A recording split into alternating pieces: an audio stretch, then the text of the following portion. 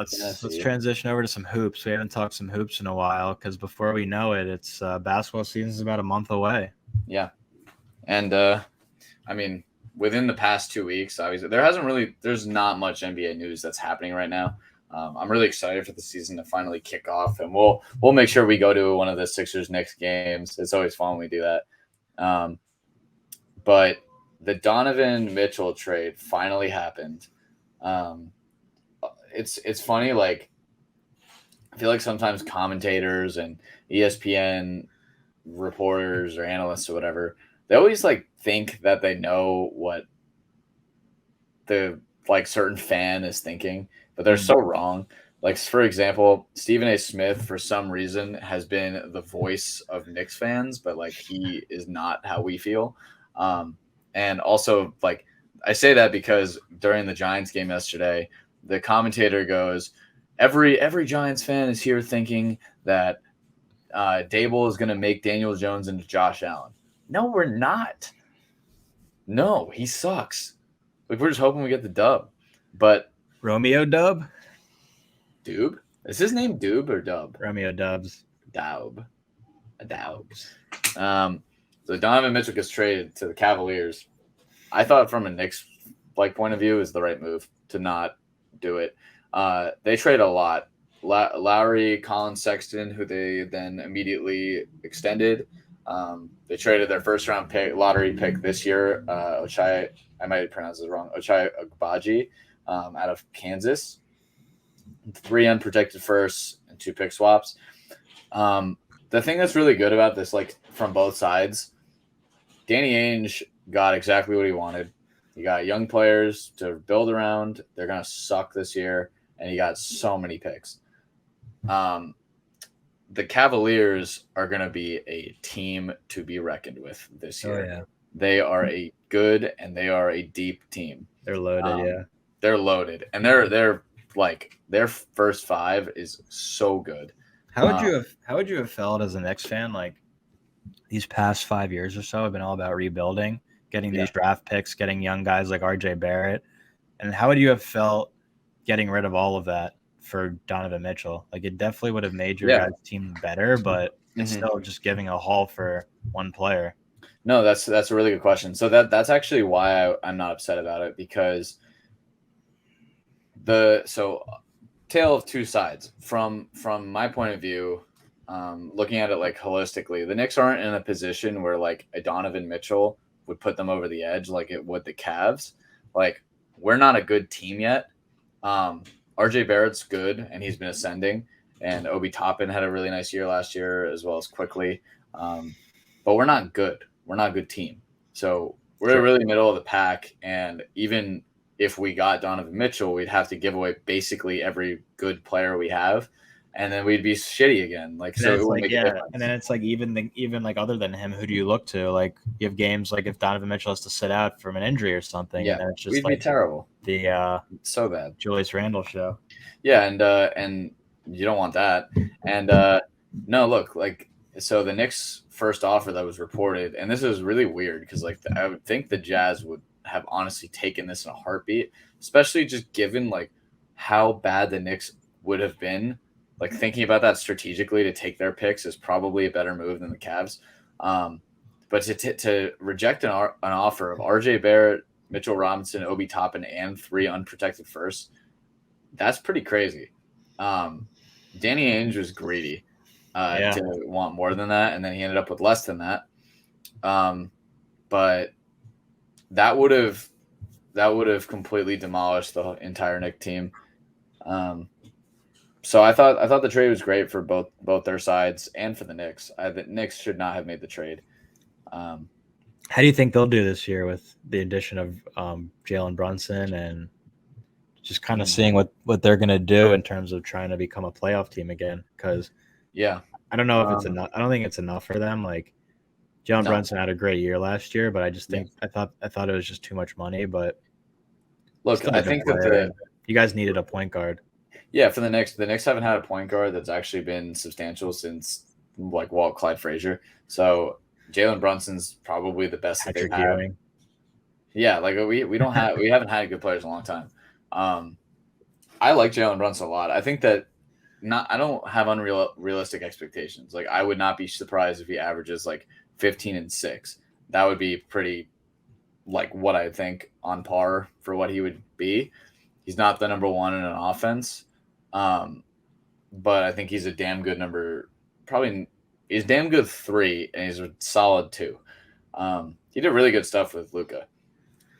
But again, like I don't think they're much better than they were last year. And it's really going to be predicated on how Julius Randle comes in, what his attitude's like. If he's like he was last year, Knicks fans are going to hate him. And listen, I have very if there's anything more you want to say about the Knicks, feel free to chip in. But I just have a very similar outlook on the Sixers, which we can kind of transition to and talking about the signings that they've done in the offseason. But I think we're definitely better. We've always had that talent with Embiid, everything we went through, the contract they got in the offseason, bringing Harden back, him taking a pay cut to stay with the team because he wants to win. Tyrese Maxey's only going to get better, which is great to see. And we still have like a very quiet dark horse in Tobias Harris. But we made some good moves, like trading our draft pick away from D'Anthony Melton. I didn't like. It provides depth, but like I just don't think it's enough.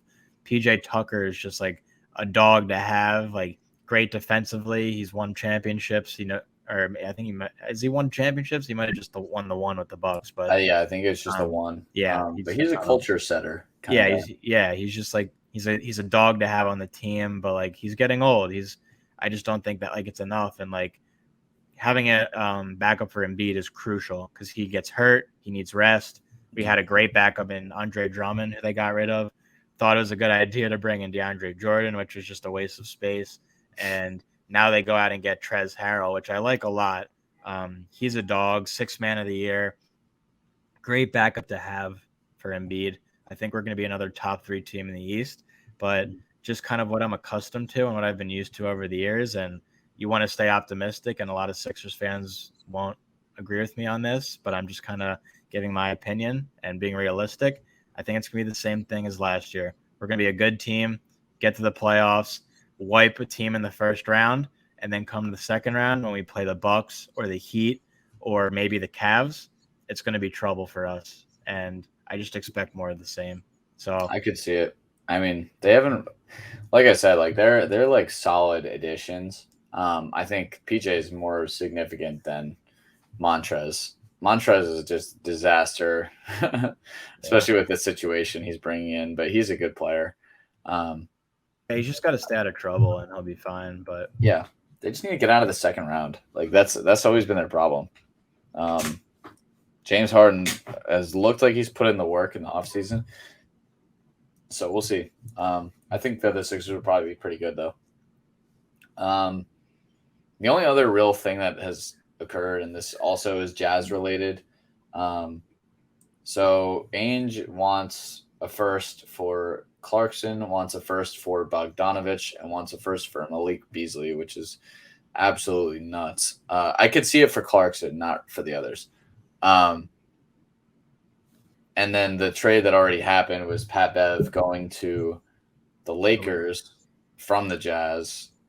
And as you know, there's a checkered history of Pat Bev and Russ. So my question is, do you think they can coexist? Because I don't know if I really see that happening.